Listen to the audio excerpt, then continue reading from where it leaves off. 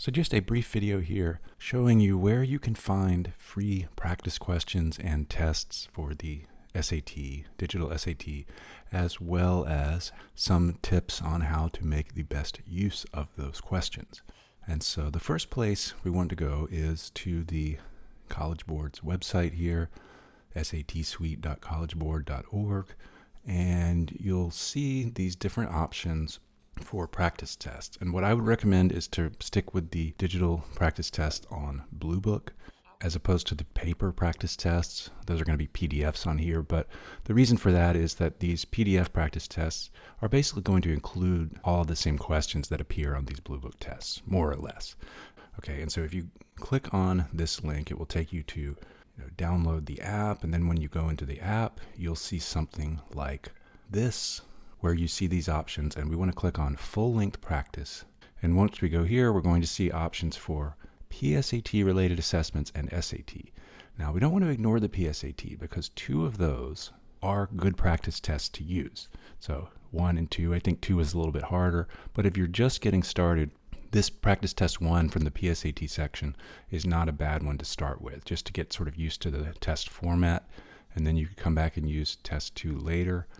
But we also have the SATs, and so here we've got tests 4 through 10.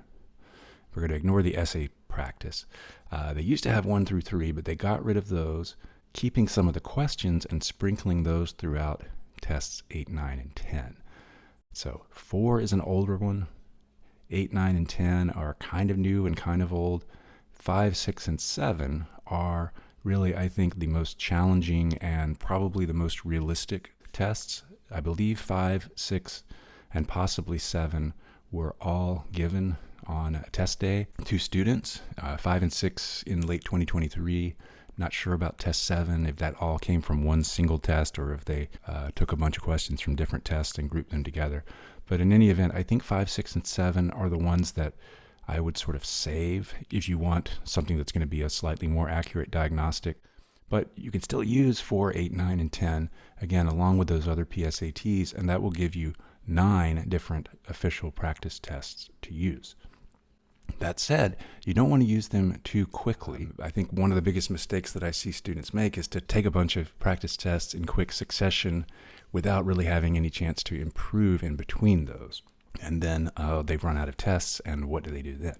So in between the tests, you can work on practice questions from the question bank. And I know it says educator question bank, but you don't have to be an educator to use it.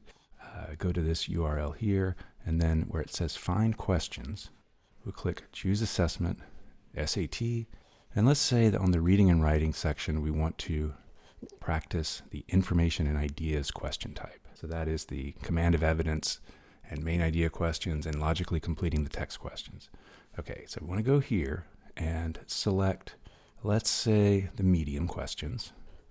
We're not going to select any subcategories, but if you wanted to select a subcategory of questions, you could do that. But we'll keep all of them. But want to hit exclude active questions, because if you do that, it's going to get rid of questions that appear on the Bluebook tests, and you don't want to have that duplication, I don't think. Okay, so now that's going to show us we've got 43 questions. And unfortunately, I don't think there's a way to check all of them at once. So you have to go through manually, which is kind of annoying, but hey, they're free questions, so I guess we can't complain too much. So do that, and then go to the next page. And I'm not going to do all of these here, but let's say that we want to select all of these questions. You just check all of those boxes, and then go to the export button here. And what I would do is export it once without answers or headers, give that a file name, and then go back, export it with correct answers and explanations, export it again, and then give that a different file name, like information and ideas medium and information and ideas medium key. Okay, so we can clear all those out. You could go back and do the same thing for craft and structure, for standard English conventions, for expression of ideas, all at the medium level. Then you can go back and do that at the advanced level. You could even go in and do it at the easy level, depending on where you're starting out. I usually start students with medium questions, but again, it can be beneficial to start with the easy ones. I'll let you sort of figure that out. But if you, let's say that we want to pick all of the available reading and writing questions at all of the levels that are possible. Okay, so that is going to give us a total of, wow, 1,270 questions. If we exclude the active questions, so that's 386. And let's say if we exclude the easy ones, that's 242, but that's still 242 practice questions at the medium and advanced levels. And we've also got the math as well. So go in here for math.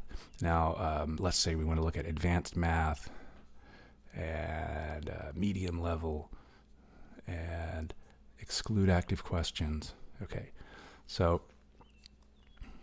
similar sort of ratio here where maybe less than half of the questions are not on the Bluebook test, but those are still some that you can work with.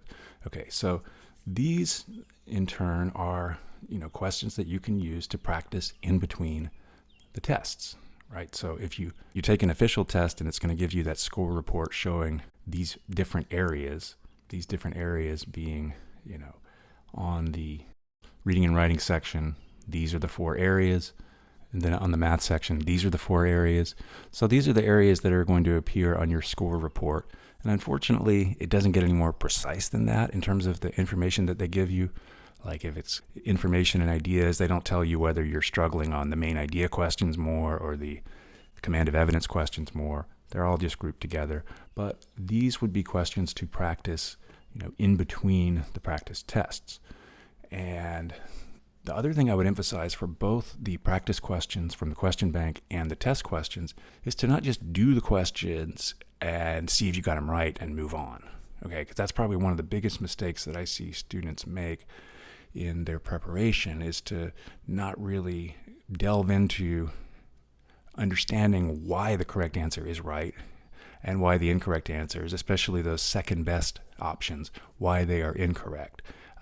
And I think in particular, sometimes a student might guess something correctly, either in the practice questions or on one of the practice tests, and then think because they guessed it correctly, that means, hey, there's nothing else to learn from it. I try to emphasize that to students that I work with in tutoring, that, if you got a question right, but you weren't sure why, or you felt like it took you a long time, go back and, flag that for us to talk about. But if you're doing it on your own, really see if you can understand using the official explanations or YouTube videos or wherever else, if you can really understand what it was that made that correct answer correct and what it was that made the answer that you picked or the second best answer incorrect. Because there always has to be a specific reason why the correct answer is correct and why the second best answer was not correct and why the third best answer was not correct, so on and so forth. I didn't say anything about unofficial test questions here, and maybe that would be something for another video. There are certainly a variety of options there, but I would focus first and foremost on the official questions because those are going to be the most accurate and give you the most insight into what you will actually see on test day.